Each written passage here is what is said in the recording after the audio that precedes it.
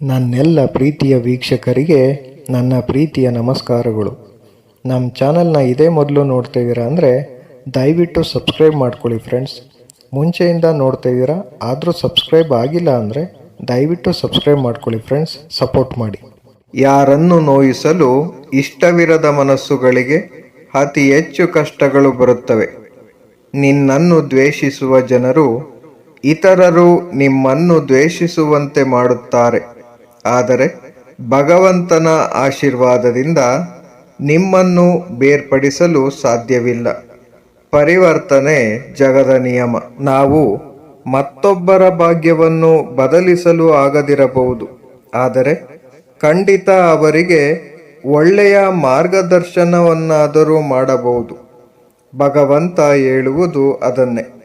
ಅವಕಾಶ ಸಿಕ್ಕಾಗ ಸ್ವಾರ್ಥಿಗಳಾಗಬೇಡಿ, ಸಾರಥಿಗಳಾಗಿ. ನೀನೇನು ಅಂತ ನಿನಗೆ ಗೊತ್ತಿರುವಾಗ ಯಾರ ಅಭಿಪ್ರಾಯಕ್ಕಾಗಿಯೂ ಕಾಯಬೇಡ.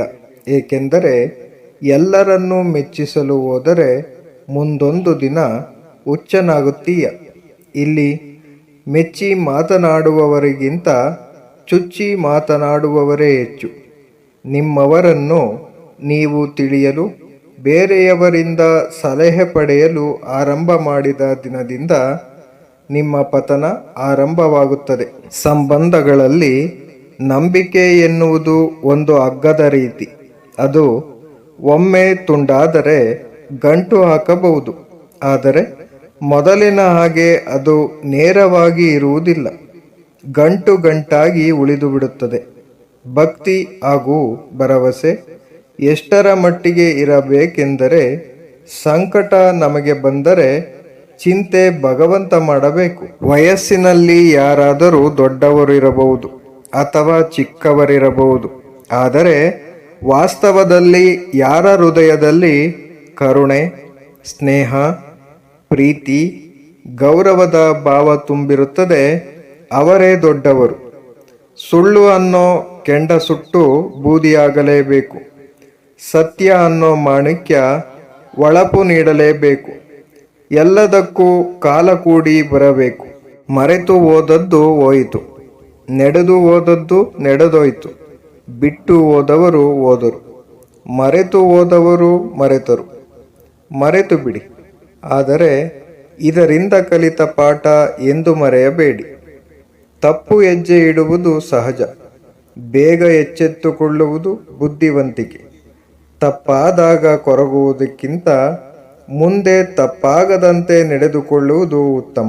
ಅರ್ಜುನನು ಕೃಷ್ಣನಲ್ಲಿ ಕೇಳಿದ, ಪ್ರಭು, ನಿನ್ನ ಭಗವಂತ ಪೂಜೆ ಯಾವ ರೀತಿ ಮಾಡಬೇಕು? ಆಗ ಶ್ರೀಕೃಷ್ಣ ಹೇಳಿದನು, ನೀನು ಖುಷಿಯಾಗಿ ಇರು ಹಾಗೂ ಇತರರನ್ನು ಖುಷಿಯಾಗಿ ಇಡು. ಅದೇ ನೀನು ನನಗೆ ಮಾಡುವ ಪೂಜೆ. ಯಾವ ವ್ಯಕ್ತಿ ಯಾವುದೋ ಪುಸ್ತಕಗಳು ಅಥವಾ ಗ್ರಂಥಗಳನ್ನು ಓದಿ ಮಾಹಿತಿ ಗಳಿಸಿದರೆ ಅವನು ನಿಜವಾದ ಜ್ಞಾನಿ ಆಗುವುದಿಲ್ಲ. ಯಾವ ವ್ಯಕ್ತಿ ಅಹಂಕಾರ ಮತ್ತು ದುರಾಸೆಯನ್ನು ತ್ಯಜಿಸಿ ಶ್ರದ್ಧೆ ಮತ್ತು ಆತ್ಮವಿಶ್ವಾಸವನ್ನು ಗಳಿಸಿ ಜೀವಿಸುತ್ತಾನೋ ಅವನೇ ನಿಜವಾದ ಜ್ಞಾನಿ. ನಿನ್ನವರು ನಿನ್ನಲ್ಲಿ ಈ 3 ಗುಣಗಳನ್ನು ನೋಡಿದವರನ್ನು ನಂಬು. ನಿನ್ನ ಕಿರುನಗೆಯ ಹಿಂದೆ ಇರುವ ದುಃಖ, ನಿನ್ನ ಕೋಪದ ಹಿಂದಿರುವ ಪ್ರೀತಿ, ನಿನ್ನ ಮೌನದ ಹಿಂದಿರುವ ಕಾರಣ. ನಿನ್ನ ತಪ್ಪು ಇಲ್ಲದೆ ಯಾರು ನಿನ್ನನ್ನು ನಿಂದಿಸಿದರೂ ಪ್ರತಿಕಾರ ತೀರಿಸಲು ನಿನ್ನ ಕೈಯಲ್ಲಿ ಆಗದಿದ್ದರೂ ಕಾಲ ಅವರನ್ನು ತಪ್ಪದೆ ಶಿಕ್ಷಿಸುತ್ತದೆ. ಏಕೆಂದರೆ ಅವರು ಮಾಡಿದ ಕರ್ಮಗಳಿಗೆ ಅವರೇ ಶಿಕ್ಷೆ ಅನುಭವಿಸುತ್ತಾರೆ. ನಿಮ್ಮ ಒಳ್ಳೆಯತನವನ್ನು ಸಾಬೀತುಪಡಿಸಲು ಪ್ರಯತ್ನಿಸಬೇಡಿ. ನಿಮ್ಮ ವ್ಯಕ್ತಿತ್ವ ವಿಶೇಷವಾಗಿದ್ದರೆ ಸಮಯವೇ ನಿಮ್ಮನ್ನು ಯೋಗ್ಯರನ್ನಾಗಿಸುತ್ತದೆ. ಸಿಕ್ಕಿದ್ದನ್ನು ಪಡೆದು ತೃಪ್ತಿಯಿಂದ ಬಾಳಬೇಕು. ಸಿಗದಿದ್ದನ್ನು ಮರೆತು ಖುಷಿಯಿಂದ ಬದುಕಬೇಕು. ಇಂದು ಸಿಕ್ಕಿದ್ದು ನಾಳೆ ಕೈಜಾರಿ ಹೋಗಬಹುದು. ಇಂದು ಸಿಕ್ಕದ್ದು ನಾಳೆ ಒಲಿಯಬಹುದು. ಯೋಗವಿದ್ದಂತೆ ಭೋಗವಿರುತ್ತದೆ. ಮನುಷ್ಯನಿಗೆ ಮಾತಾಡಲು ಸ್ವಾಭಾವಿಕವಾಗಿ ಬರುತ್ತದೆ, ಆದರೆ ಮೌನವಾಗಿರುವುದಕ್ಕೆ ಕಠಿಣ ಅಭ್ಯಾಸ ಬೇಕು.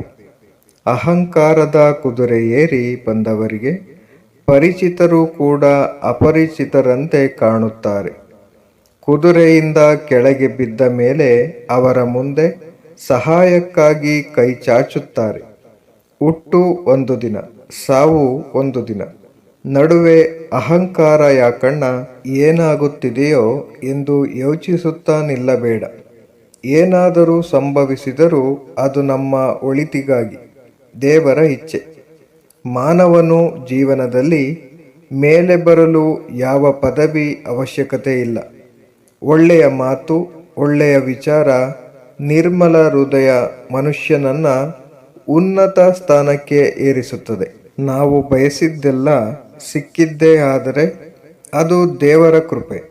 ನಾವು ಬಯಸಿದ್ದೆಲ್ಲ ಸಿಗದೇ ಇದ್ದರೆ ಅದು ದೇವರ ರಕ್ಷಣೆ. ನಮ್ಮ ಜೀವಕ್ಕೆ ಮತ್ತು ನಮ್ಮ ಜೀವನಕ್ಕೆ ಹೋಲಿಕೆ ಆಗೋದನ್ನೇ ಆ ದೇವರು ಕರುಣಿಸುತ್ತಾನೆ. ಜೀವನದಲ್ಲಿ ಪ್ರೀತಿ ಮತ್ತು ನಂಬಿಕೆ ಯಾವತ್ತೂ ಕಳೆದುಕೊಳ್ಳಬೇಡಿ. ಏಕೆಂದರೆ ಪ್ರೀತಿ ಎಲ್ಲರ ಮೇಲೂ ಹುಟ್ಟೋದಿಲ್ಲ, ನಂಬಿಕೆ ಎಲ್ಲರ ಮೇಲೂ ಬರೋದಿಲ್ಲ. ಕ್ರೋಧ ಅಥವಾ ಕೋಪದಿಂದ ಅವಿವೇಕ ಪ್ರಾಪ್ತವಾಗುತ್ತದೆ.